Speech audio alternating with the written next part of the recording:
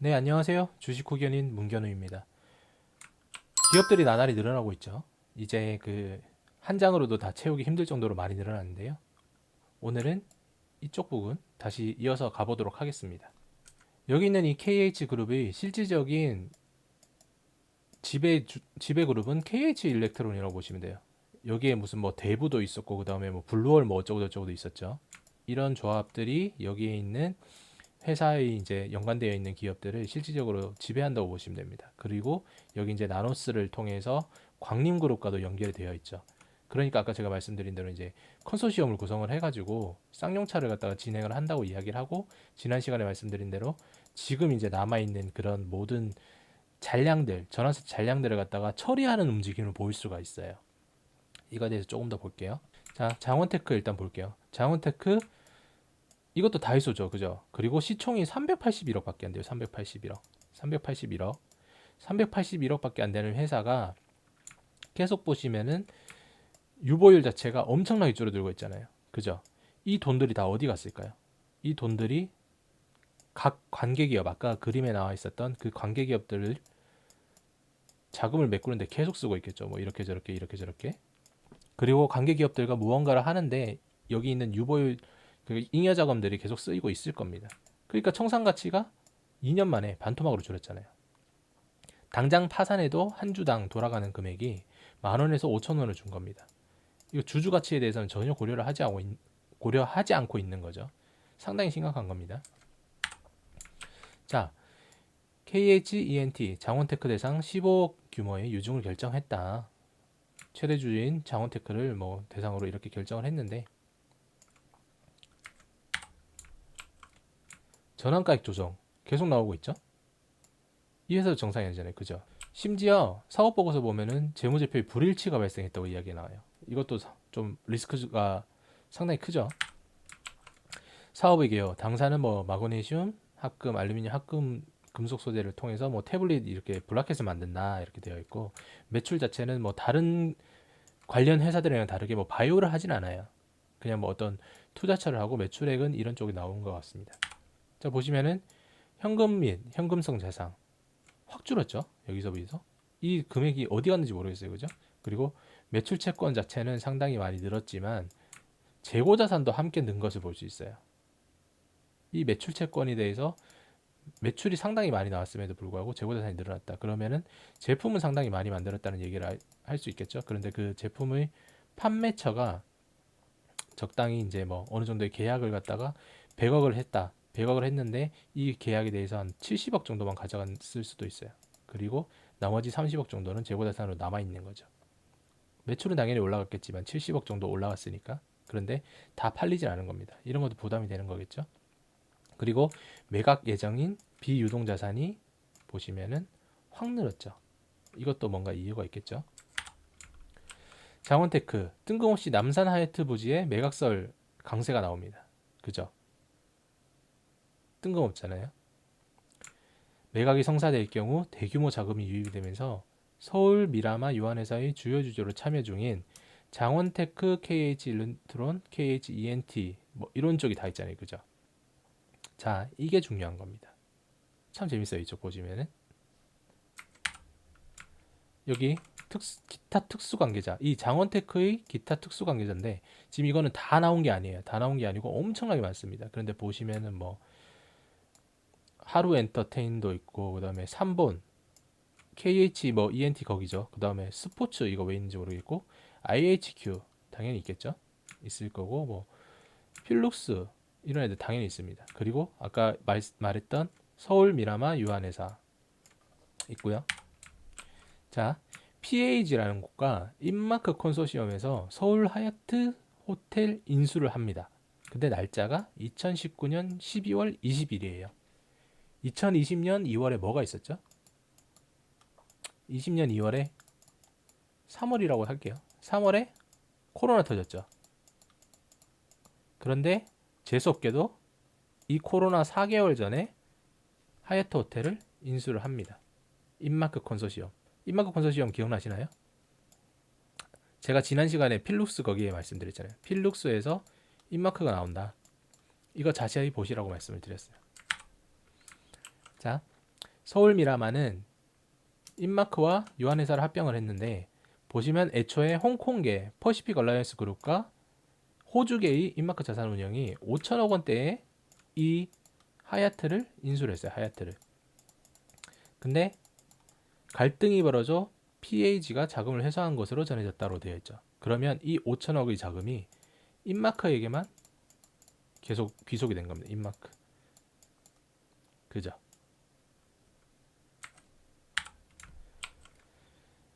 그러니까 이야기가 많이 나옵니다. 인마크 1호 주요 출자자가 수십억을 가로챘다고 주장하면서 소란을 벌여요. 그죠? 여기를 인수를 했잖아요. 서울 미라마를. 근데 5천억 중에 과연 자기 자본이 몇 프로나 될까요? 이게 100% 자기 자본일까요? 그렇지 않겠죠. 그렇지 않을 겁니다. 대략적으로 우리가 부동산을 했을 때 80% 정도 담보를 받잖아요. 그죠? 80%. 80% 담보를 받으면 5천억에서 80%면 한 4천억이라고 칠게요. 4천억인데 이 4천억에 대해서 이자를 내야 될 거 아니에요. 이자. 그죠? 이자를 갖다가 연에 뭐 짧게 해서 한 뭐 2%만 낸다고 칠게요. 2%만 낸다고 하더라도 80억입니다. 80억. 그죠? 80억을 내서 이 인마크 사모투자 합자가 계속 막아야 되는 거예요. 그런데 중요한 게 뭐냐면 코로나 터졌잖아요. 감당이 될까요? 감당이 안 됐겠죠. 그죠? 장난이 아닐 거예요. 여기 보시면 여기 인마크 있죠? 여기 엮여 있는 회사 아까 말씀드렸잖아요. 장원테크, KH 이름 붙은 것들 대부분. 그러니까 인마크에서 이제 도움을 요청을 합니다. 인마크 살려주세요, 필룩스. 우리 특수관계잖아요. 그러니까 필룩스가 그랜드 하얏트 호텔 100% 품는 걸로 하고 그다음에 여기 이제 지분 펀드를 통해서 지분을 확보한다. 이렇게 가는 거죠. 그러니까 관계 계열사에 있는 모든 운영 자금들이 전부 다 인마크 이쪽으로 다 들어간 거예요. 그래서 하얏트 호텔을 가져온 거죠. 그리고 코로나 터지니까 이게 전부 다 휘청휘청거리는 거예요, 회사들이. 그러니까 유보율 자체가 사라질 수밖에 없는 거죠, 점점. 이런 지분들이 이런 하얏트 호텔로 들어가는 거니까. 그리고 얘들이 목표하는 게 2023년 2월까지 인수를 마무리 짓고 호텔 운영에 뛰어든다는 계획이다라고 얘기했어요. 운영을 하려고 했는데 일단 얘들도 인수를 하기로 하고 보니까 돈이 없잖아요. 유보일 뭐 아까 보시면 알겠지만 다이소 같은 그 자본을 가지고 있고 전부 다 적자 기업인데 얼마나 돈이 있겠어요. 돈이 없으니까 1292억 규모의 이제 유상증자를 낳은 거예요. 유상증자. 그래서 유상증자 하면서 얘기를 하겠죠. 야, 하얏트 호텔 몰라? 쩔어. 들어와. 들어오면은 니들은 끝내줄게. 나중에 이제 수익률 계속 줄게. 이렇게 얘기하니까 하얏트 호텔에 대한 이름만 보고 들어온 사람들이 엄청 많았던 거죠. 그리고 이 증자로 뭐 부채 상환하고 타법인 증권 인수를 갖다가 604억을 했어요. 되게 신기하지 않아요? 1292억을 갖다가 전체적으로 부채 상환을 해도 못할 판인 회사들이 타법인 증권을 갖다가 604억을 쓴대요. 반반. 자기들끼리는 지분 강화라고 이야기를 하겠지만 여기에는 아마 전환사채 발행을 하면서 유상증자에 들어간 비용, 그러니까 나중에 주식으로 전환해서 팔아먹기 위한 그런 돈들이 대부분인 거죠. 관심이 없는 겁니다. 주가랑은. 콜옵션을 매입할 수 있는 권리를 쓴다. 그리고 하얏트 호텔의 100%를 보유한 서울 미라마 유한회사의 지분을 갖고 있다. 뭐 이렇게 되어 있죠. 그 후에 호텔에 딸린 주차장 부지 매각을 팔았다라고 얘기해요. 그죠? 아까는 분명히 2023년까지 호텔 운영을 갖다가 한다고 했는데 이 주차장 부지 8,757억을 8,757m를 2,100억 원에 매각을 한 거예요. 2,100억 원에. 5천억 원짜리를 갖다가 일단은 인수를 해서 2,100억 원은 날려먹은 거예요. 하얏트 호텔 가보시면 알겠지만 남산 하얏트 호텔이면은 전망이 끝내주는데 거기에서 주차장을 똑 떼가지고 고급 주택을 갖다가 짓겠다는 이야기를 하는 거예요. 럭셔리 주택. 뜬금없죠. 그러면 이 호텔에 대한 값어치는 당연히 떨어질 수밖에 없겠죠. 주차장 부지가 포함이 되어 있는 상태니까. 그래도 얘들은 관심이 없습니다. 왜냐하면 일단 지들 살고 봐야 되니까. 자, 그러니까 이제 서울 미라마는 어떤 회사인지 한번 봤어요. 보니까 부채 총계 되어 있죠. 4,218억. 아까 제가 말씀드렸잖아요. 부동산 대략적으로 담보하면은 한 80%를 가져간다. 그죠? 그리고 여기 보시면 자본 총계가 뭐 이 정도. 비율이 거의 그렇죠. 80%죠, 거의. 이렇게 되는 겁니다. 70 몇 프로 정도 되네. 68이 48이니까. 70 몇 프로 정도 되는데 이 부분에 대한 이자를 내기가 상당히 버거웠을 거예요. 버거우니까 뭐 지금 주초장 부지도 팔고 이렇게 가는 거죠. 코로나 때문에 재수가 없었어요. 만약에 이게 코로나가 안 터졌으면은 지금 이 필룩스 그룹들은 전환사채 발행했던 거 주가 차익 적어도 한 20%에서 30% 정도는 훨씬 뛰어넘게 벌고 나갔을 겁니다. 이미 최대 주주 바뀌었을 수도 있어요. 그런데 선량한 개미들을 끌어모으기에는 힘들었죠. 자, 서울 미라마 얘들이 이제 지배 기업은 인마크다. 인마크 계속 나오고 있죠. 이 관련 회사에. 그리고 IHQ가 갑자기 나오네요.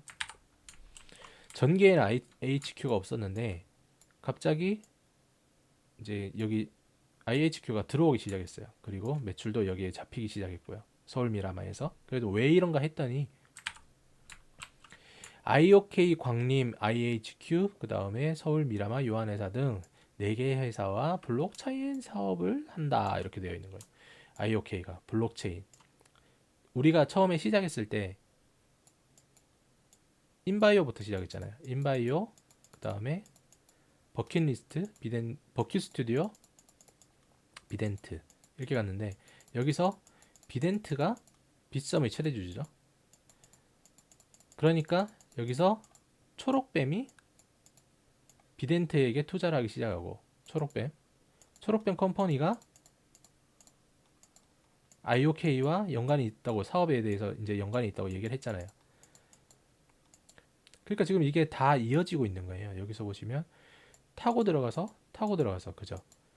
결국 이 것들을 모두 묶어주는 게 블록체인이다. 그죠? 먹기 좋은 거죠. 바이오 제약 이후에 핫 이슈가 됐던 게 메타버스 블록체인이에요. 블록체인으로 엄청나게 해먹었죠. 지금도 게임주들 보시면은 블록체인 관련된 그 NFT 그 다음에 가상화폐, 암호화폐 이걸로 다 해먹잖아요. 주가 띄우고 다 빠지고. 위메이드 보시면 아시죠? 그죠? 제가 위메이드 영상 분석해드리면서 이 NFT 위험성과 가상화폐 위험성에 대해서 말씀을 드렸잖아요. 영상 한번 찾아보시면 상당히 많이 도움이 되실 겁니다. 자, 이런 이제 뒷배경이 있는 거예요. 근데 실질적으로 이런 것들 블록체인을 한다고 하더라도 크게 의미는 없겠죠. 왜냐하면 기술 자체가 갑자기 튀어나오는 게 아니니까요. 구글 같은 인력들이 여기에 갑자기 들어갑니까? 아니잖아요.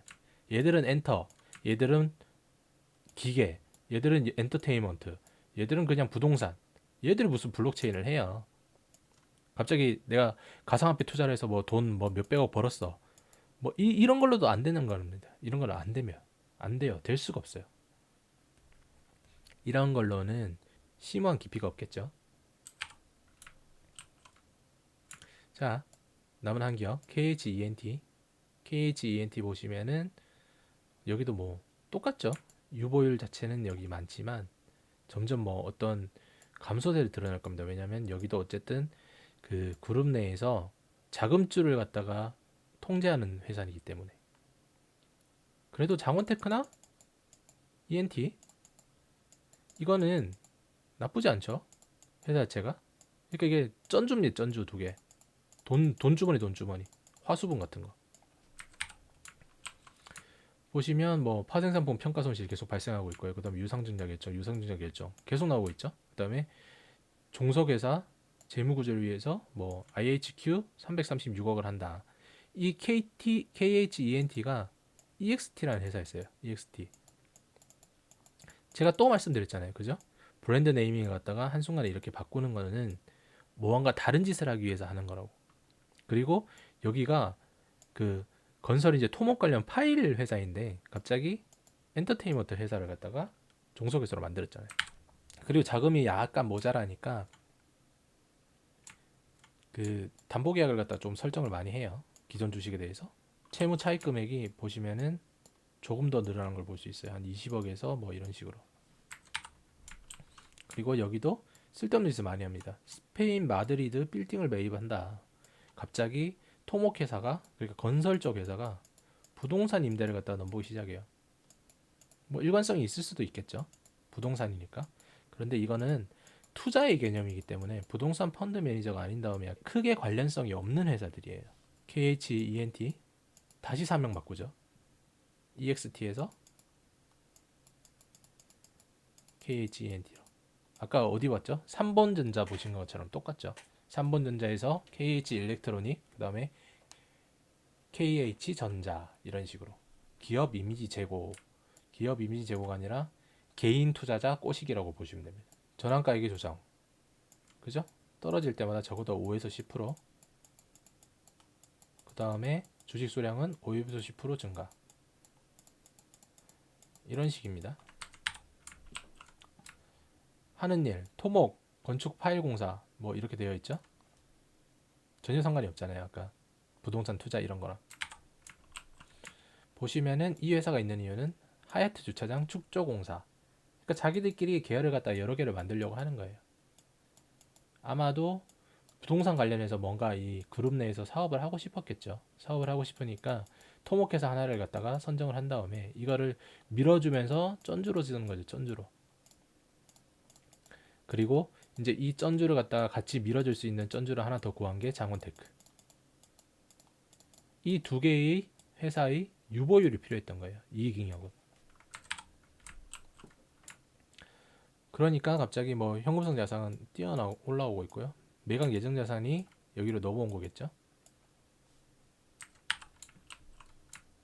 관계기업 투자. 인마크 보이시죠? 26구 펀드. 그 다음에 IHQ. 아까 IHQ가 어디랑 연관이 있었죠? 서울 미라나. 그죠? 미라나와 같이 하고 있고, 이 서울 미라나와 연관되어 있는 IHQ의 관계기업으로 되어 있는 게 KHENT인 겁니다. KHENT고, 그 다음에 이마크 26호 펀드 기억나시죠? 이 26호 펀드는 어디서 나왔느냐? 아까 기억나시잖아요. 필룩스가 하얏트 호텔을 갖다가 인수하는데 인마크 26호 펀드를 통해서 100% 지분을 가져오겠다 이렇게 되는 거죠. 여기도 이제 연관이 되어 있는 거고. 자, 오늘 보시면은 KH 필룩스 그룹은 상당히 지분 관계 복잡해요. 여기 보시면 뭐 필룩스가 장원테크랑 ENT를 가지고 있고, ENT와 나머지 계열사 그룹들은 서울 미라마를 밀고 있고, 서울 미라마에는 또 IHQ가 연관되어 있고, KHENT가 IHQ를 가지고 있고, 그 다음에 이 두 개 회사가 나노스의 지분을 가지고 있는데, 나노스는 또 광림과 엮여 있고 같이 가는 거죠. 쌍용차 인수. 이렇게 되면은 인수 자금이 조금 늘어났을 수도 있어요. 왜냐하면 여기에 이제 지금 하얏트 호텔 판 자금이 있으니까. 이 자금이 뭐 합친다 하더라도 3천억 정도인데, 이렇게 되면 뭐 이스타를 인수한다든가, 그 다음에 이제 뭐 쌍용차를 인수하는데 어느 정도의 자금이 된다고 얘기는 하긴 하겠지만, 제가 봤을 때는 이 쌍용차 자체가 3천억으로는 택도 없어요, 사실. 에디슨 EV도 이야기를 했잖아요. 3천억 정도 빌려주면은 이걸로 그 공장 부지에 아파트를 짓겠다라고 얘기했는데, 이 아파트가 팔리겠습니까? 부동산이 이제 끝났어요. 쉽지 않아요. 특히나 이 쌍용차가 있는 지역은 부동산이 가격이 오를 수 있는 여건 자체가 없습니다. 금리가 인상되고, 그 다음에 자산의 가격이 떨어지게 되고, 항상 제가 말씀드리는 인구가 감소하고 신규 주택 분양률이 누적으로 쌓이고 있는데, 우리는 지금 비는 아파트가 최근까지 없었죠. 그래서 아파트 가격이 계속 올라간 겁니다. 화폐 유동성으로 인해서 자산 가치만 올라간 거예요. 그런데 최근에 뭐 대구나 이런 쪽에 보면 이제 미분양들 상당히 많이 나오고 있죠. 그러면 여기에 이제 아파트를 지어서 뭔가를 하겠다는 건 처음부터 말이 안 되는 거고요. 이런 부분에 대해서 얘들도 어떤 제시를 할 겁니다. 그러면 사는 회사는 받아주지 않을 거예요. 사는 회사는 불가능해요. 항상 말씀드린 대로 FI가 들어와야 돼요. 재무적 투자자. 얘들이 이제 돈을 넣어서 얘들이 이 그룹들이 경영을 하는 거에 대해서 감시를 하지 않는다면 이거는 인수 자체가 불발될 가능성이 훨씬 높습니다. 절대 안 되는 거예요. 그러니까 오늘도 다시 말씀드리지만 여기 있는 관련 기업들은 절대 투자하지 않으시는 게 좋을 겁니다. 차트는 뻔해요. 우리가 봤던 그대로 올리고 팔아먹고 내리고 올리고 팔아먹고 이거 연속일 겁니다. 그래서 따로 차트 분석은 하지 않았습니다. 지금 이 관련 주식들 가지고 계신 분들은 오를 때마다 물타기 하지 마시고 비중 축소하셔야 됩니다. 비중 축소. 그것만이 살 길입니다. 상패에도 얘들은 문제 없다고 계속 말씀드리고 있어요. 절대 하지 마시고 꼭 자산 안전하게 지키시기 바랍니다. 구독과 좋아요, 알람 설정 꼭 눌러주시고요. 오늘도 수고 많으셨습니다. 다음 시간에 뵐게요. 감사합니다.